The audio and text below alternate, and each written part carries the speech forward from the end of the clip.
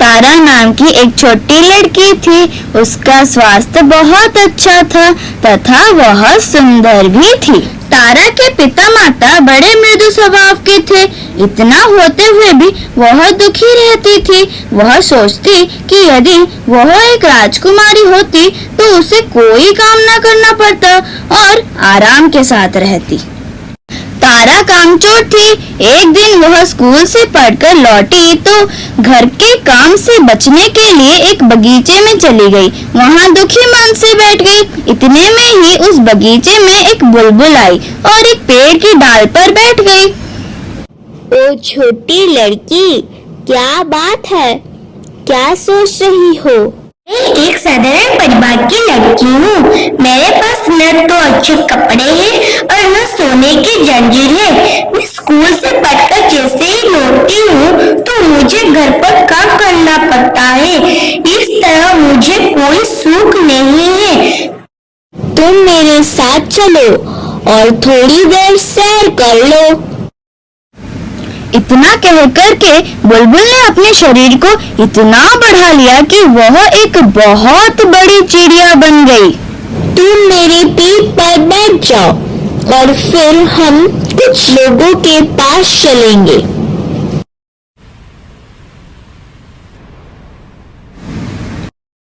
तारा बुलबुल की पीठ पर सवार हो गई। बुलबुल ने अपने पंख फैलाए और तारा को लेकर उड़ गई। तारा, तुम मेरे दाएं बगल में हाथ डालो, उसमें तुमको भभूत मिलेगी।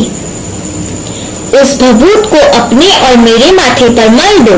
ऐसा करने से हम किसी को दिखाई नहीं देंगे। तारा ने भभूत लेकर दोनों के माथे पर मल दी। थोड़ी देर पश्चात वे दोनों एक महल के एक कमरे में पहुंचे। वहां एक छोटी लड़की मखमल के गद्दे पर लेटी हुई थी। उसके कपड़े रेशमी थे। गले में मोतियों की माला पड़ी हुई थी।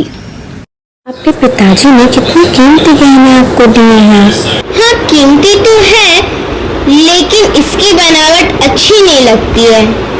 आपकी माताजी ने आपके लिए गुलाबी साड़ी भेजी है। अच्छी तो है, परंतु मुझे नीले रंग की साड़ी अधिक अच्छी लगती है। मैं एक साधारण परिवार की लड़की क्यों ना बनी?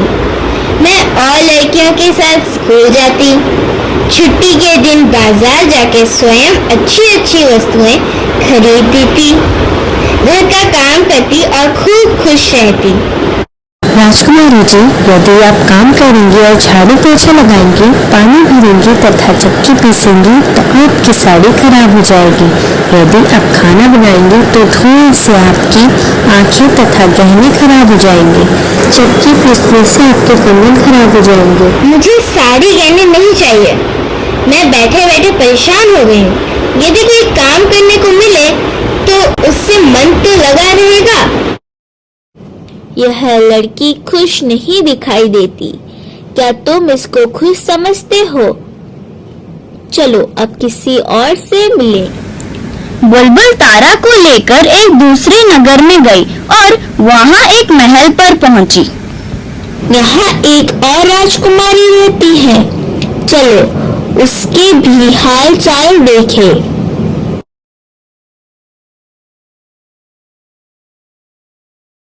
जब वे महल के अंदर गई तो उन्होंने देखा कि एक बहुत ही सुंदर सजे सजाए कमरे में रानी और उसकी राजकुमारी बात कर रही थी। प्यारी बेटी, बताओ तो आज का तुम्हारा दिन शुभ में बीता? हाँ, सुबह मैंने अपना पाठ याद किया। फिर मैं घूमने गई तो मुझे एक लड़की मिली जो भूखी थी। आपने मुझे जो रुपया मिठाई खाने के लिए दिया था वह मैंने उसे दे दिया। फिर मैं तीसरे पहर अस्पताल गई। वहाँ मरीजों को कुछ फल बांटे। उन्हें पाकर वे बड़े खुश हुए।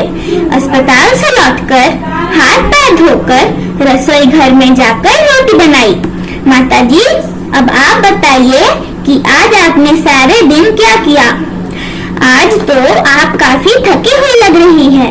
आज मैं काम में ही लगी रही हूँ, कुछ थक सी गई हूँ। चलो एक घर की ओर और चले।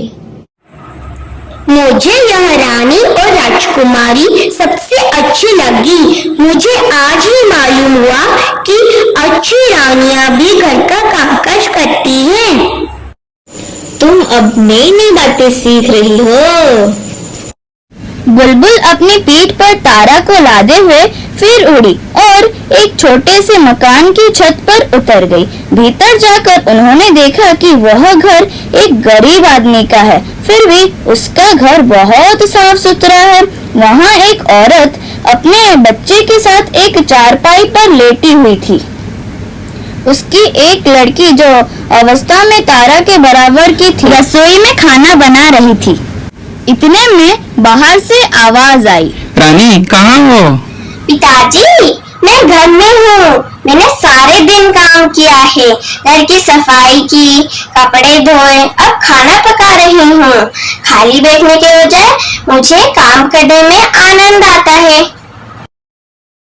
मुझे शीघ्र घर ले चलो बुलबुल। मैं भी अपने घर को साफ सुथरा रखूंगी, कपड़े धोऊंगी, खाना पकाऊंगी। बुलबुल ने तारा को अपनी पीठ पर बिठाया और आंख बंद करने को कहा और कुछ देर बाद बुलबुल ने तारा से आंख खोलने को कहा। जैसे ही उसने अपनी आंखें खोली तो देखा कि उसकी माँ उसके सामने खड़ी थी। बेटी, अब तक तुम कहाँ थे? माँ, मैं सूखी होने की चिंता में थी, परंतु अब मुझे मालूम हुआ कि सुख केवल घर पर ही मिल सकता है। देखो माँ, मैं जान गई हूँ कि सुख रेशमी साड़ियों और गहनों में नहीं मिल सकता है। सुख तो घर में कामकाज करने से तथा दूसरों की सेवा करने से प्राप्त होता है। तारा तुरंत उठी और अपने घर को संभालने में लग गई। उसने घर में झाड़ू लगाई और बर्तन साफ किए। तारा अब एक बहादुर लड़की बन गई थी। वह घर का कामकाज करती, समय पर स्कूल जाती तथा वहाँ अपनी सहेलियों की यथासंभव मदद करती और सदैव प्रसन्न रहती। बुलबुल भी उसकी सहेली बन गई थी। वह घर के बाहर पेड़ पर बैठ जाती और तारा को घर पर खुशी के साथ काम करते हुए देखती और खूब पढ़ते लिखते देखती। वह बहुत खुश होती और डाल पर बैठी हुई अपनी सुरीली तान से सबका मन मोह लेती।